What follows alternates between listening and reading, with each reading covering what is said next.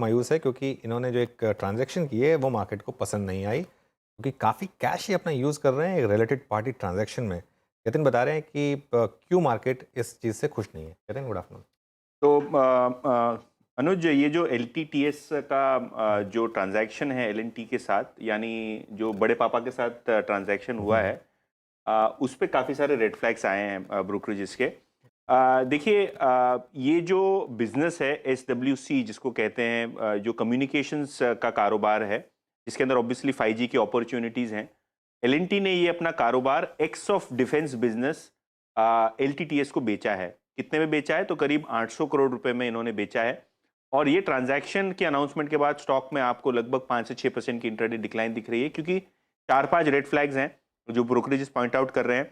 सबसे पहले तो ये जो बिजनेस है, ये पूरा का पूरा बिजनेस एलएनटी नहीं बेच रहे हैं। जैसे कि मैंने पहले कहा, जो डिफेंस का, जो मिलिट्री का कारोबार है कम्युनिकेशंस वाला, वो एलएनटी ने रिटेन किया है स्ट्रेटेजिक रीजंस की वजह से। दूसरी बात कि ये बहुत ही मार्जिन एक्रेटिव ट्रांजैक्शन नहीं है। अगर आप एसडब्ल्यूसी के मार्जिन देख लें तो 8-10% के आसपास है एबिटा लेवल पे, और एलटीटीएस के हाई डबल डिजिट्स 20-25% के आसपास हिस्टोरिकली रहे हैं। तो जब आप एक एक्विजिशन करते हो बड़ा, तो कहीं ना कहीं ये जो ब्लेंडेड मार्जिन है वो आपको गिरता हुआ दिखाई पड़ सकता है मीडियम टर्म में। ऑब्वियसली मैनेजमेंट का ये कहना है कि आगे जाते हुए आपको मार्जिन इंप्रूव होते हुए दिखाई पड़ेंगे, ये लेकिन ये ऑलवेज एक पॉइंट ऑफ कंटेंशन होता है, कैसे ये टर्न अराउंड होगा, कैसे ये मार्जिन इंप्रूव होंगे। तीसरी बात कि जो वर्किंग कैपिटल है एलएनटी के लिए काफ़ी ज़्यादा था, क्योंकि यहाँ से ये जो कारोबार है इससे पेमेंट्स बहुत जल्दी नहीं आते। शायद काफ़ी सारे पेमेंट्स ऐसे जो 2-2 3-3 साल लगते हैं आने के लिए। ऐसा जो ब्रोकरेज नोट मैंने देखे थे, तो उसके वजह से भी लगता है कि शायद एलटीटीएस का वर्किंग कैपिटल बढ़ जाएगा। और सबसे इंपॉर्टेंट बात, जो चौथी बात है, वो है कैश फ्लो पे स्ट्रेन। एलटीटीएस के पास अभी, ये ट्रांजैक्शन के पहले लगभग 2400 करोड़ का कैश था। अब ये 800 करोड़ रुपए का एक्विजिशन, यानी एलएनटी को ये जो है 800 करोड़ रुपए देने वाले हैं, तो 1/3 जो आपकी कैश पोजीशन है ये एक्विजिशन के अंदर चली जाएगी। ऑब्वियसली आप आर्ग्यू ये कर सकते हैं कि वन टाइम सेल्स मिला आपको, आपको शायद यहाँ से टर्न अराउंड मिलेगा, मार्जिन बढ़ेंगे। लेकिन as a shareholder LTTS का, जब कैश किसी टेक कंपनी की गिर जाती है, तो मेरे को एक फियर होता है कि डिविडेंड पे आउट शायद कम हो जाएगा, शायद मैनेजमेंट आगे चलते हुए डिविडेंड मेंटेन करेगा, गिरा देगा।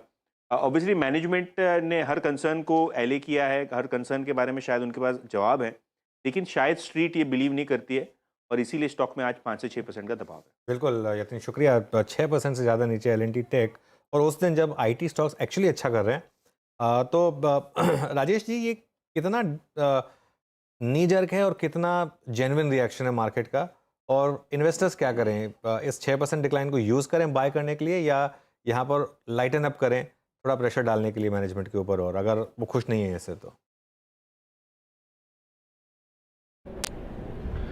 देखिए, दो चीज़ें हैं। एक, मैनेजमेंट भी थोड़ी क्लैरिटी लेकर के आए। दूसरे, मुझे लगता है कि ये नीजक रिएक्शन है, क्योंकि 800 करोड़ रुपए निकल जाएंगे, जैसे अभी यतिन भी बता रहे थे, तो अदर इनकम का जो कंपोनेंट है वहाँ थोड़ी कमी होती हुई नज़र आएगी। लेकिन अगर आप देखो तो ये कंपनी जब से स्थापित हुई है तब से लेकर के आज तक की सबसे बड़ा एक्विजिशन या मर्जर कहा जा सकता है, जो ये 800 करोड़ का हो रहा है। मुझे लगता है कि एक बड़ा